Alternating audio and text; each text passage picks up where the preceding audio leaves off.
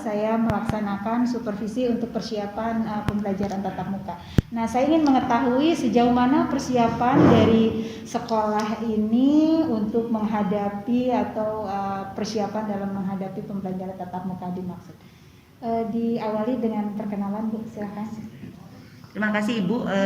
Saya Sri Winggowati, Bu. Kebetulan berada di SD Patra Komala ini sejak Februari lalu, jadi 1 tahun tepat sebagai kepala sekolah COVID-19. Oh iya, usianya satu COVID ya? Iya, betul. Sejak pembelajaran daring ini digulirkan di 16 Maret lalu, saya langsung mengambil aksi tindakan begitu, Ibu, ya, mempersiapkan Ibu Bapak guru menghadapi pembelajaran secara daring, secara bahasa kerennya online. Karena memang seperti yang kita ketahui bahwa guru-guru kita itu tidak dipersiapkan untuk mengajar secara online. Jadi pada saat itu saya langsung mengadakan workshop 3 hari, merancang pembelajaran yang bisa dilakukan secara daring, dan pada saat itu keadaan memang darurat gitu ya. Kita hanya bisa mengidentifikasi apa yang bisa dijadikan media. Media yang paling kita gunakan adalah media yang secara mayoritas bisa dijangkau oleh orang tua. Kebetulan di sekolah kami itu yang paling memungkinkan yang bisa digunakan itu adalah video call, melalui dan chat melalui WhatsApp. Meskipun melalui Zoom Meet atau Google Meet ada, tapi presentasinya kecil sekali. Jadi kita mengambil yang mayoritas yang diakses. Kita tetap membuat persiapan mengajar dengan LKPD, kemudian disesuaikan dengan memilih KD-KD esensial. Meskipun pada saat itu dari kementerian belum ada, tapi saya sudah berpikir mengambil KD-KD yang sangat urgent, yang sangat pokok. Betul. Nah, kemudian kami melakukan itu, lalu seiring berjalannya waktu, saya terus mengevaluasi dan dari hasil kemarin itu apa yang kurang begitu. Terus dilakukan perbaikan-perbaikan, dilakukan remedial, dilakukan pengayaan terhadap metode dan strategi guru mengajar pada siswa.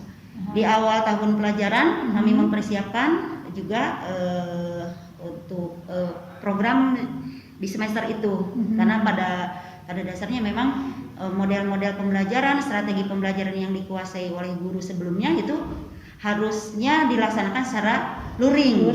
Tetapi ternyata harus bisa bermanfaat secara daring. Jadi saya menginovasi itu terus-menerus, selain untuk memang memenuhi kebutuhan dan melayani peserta didik, juga untuk menjaga motivasi dan semangat guru-guru.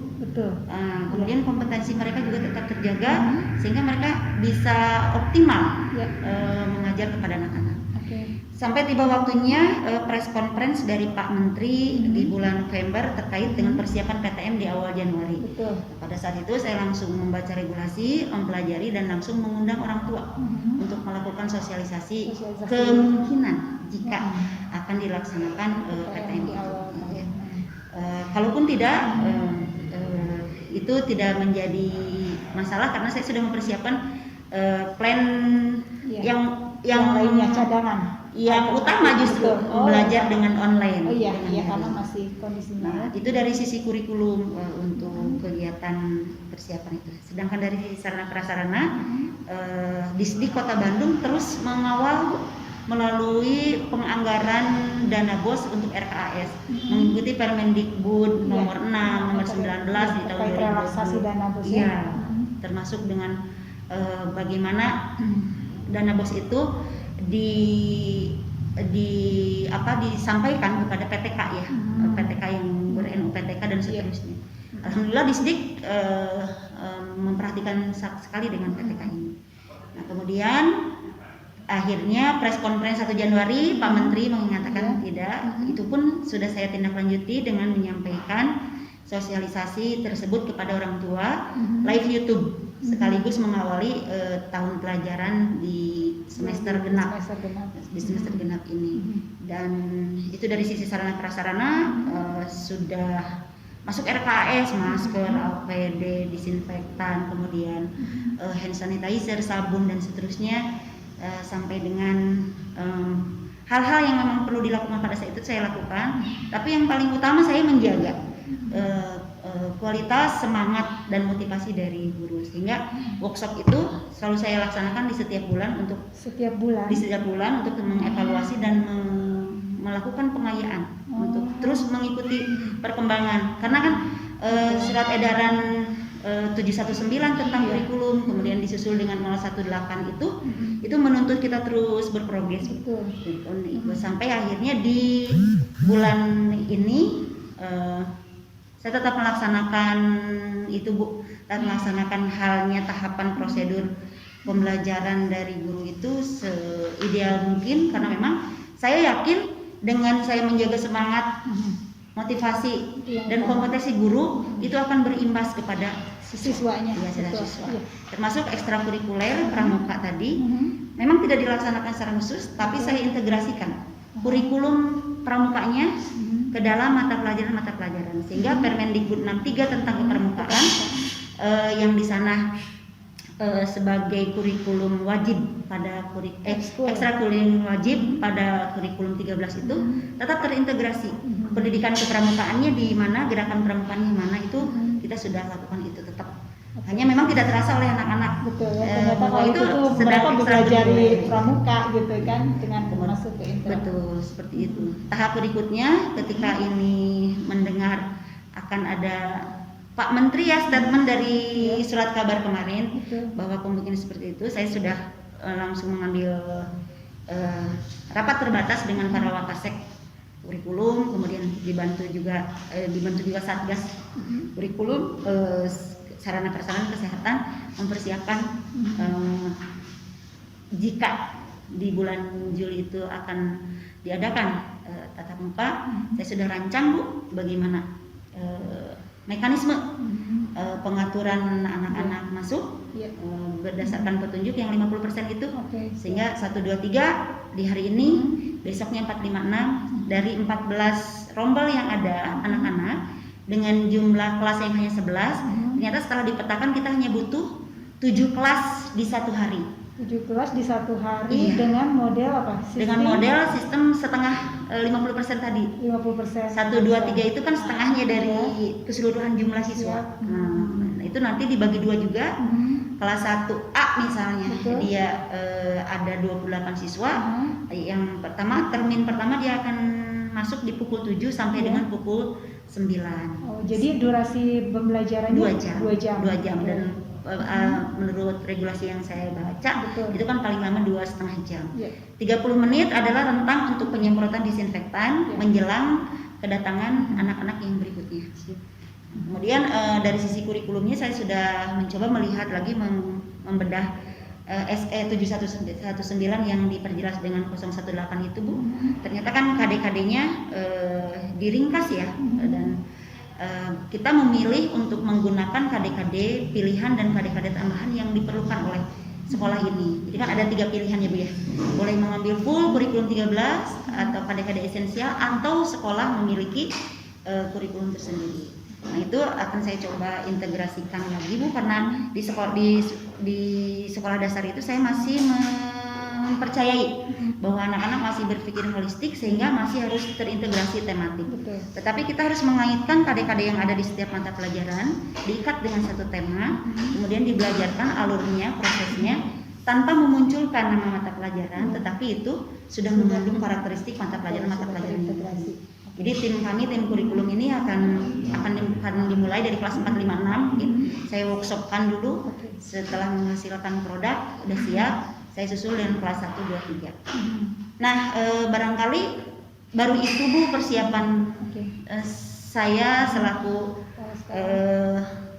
di sini sebagai yang dituakan di sekolah ini, atau kalau SK-nya kepala sekolah gitu. Tapi saya nggak mau mendiktonomi gitu antara kepala sekolah dan guru gitu, karena kita bekerja bersama-sama. Itu saja mungkin Bu baru yang bisa saya lakukan. Bagus, karena memang ini workshopnya dilakukan secara periodik ya, jadi setiap informasi apapun itu yang baru bisa segera disosialisasikan.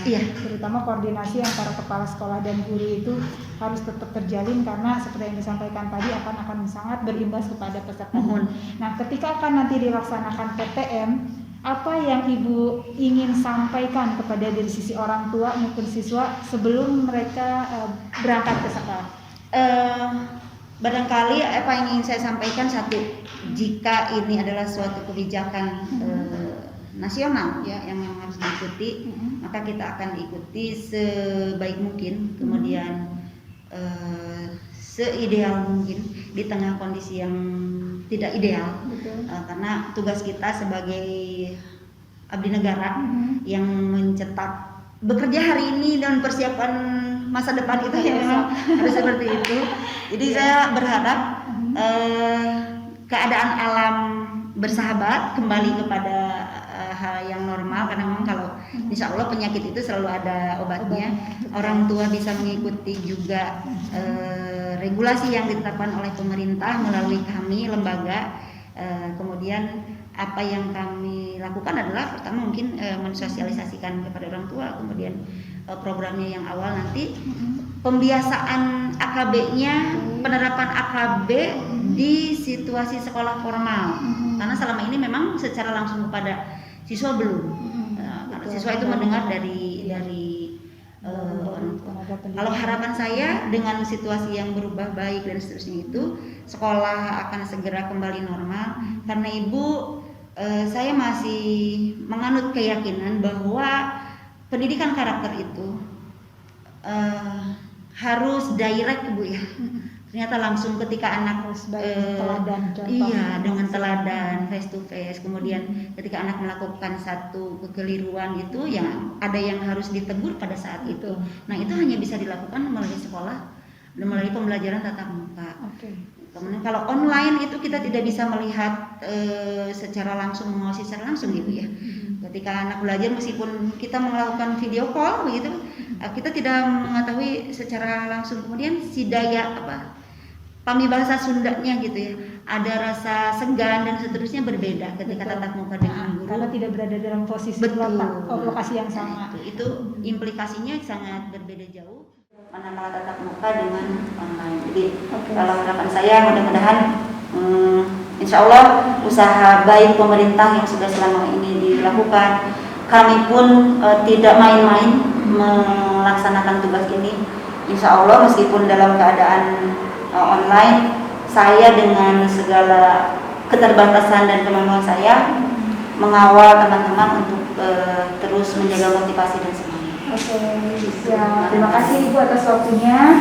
Jadi itu tadi sedikit kita bisa melihat gambaran SD Patra Komala dalam menghadapi persiapan pembelajaran tatap muka.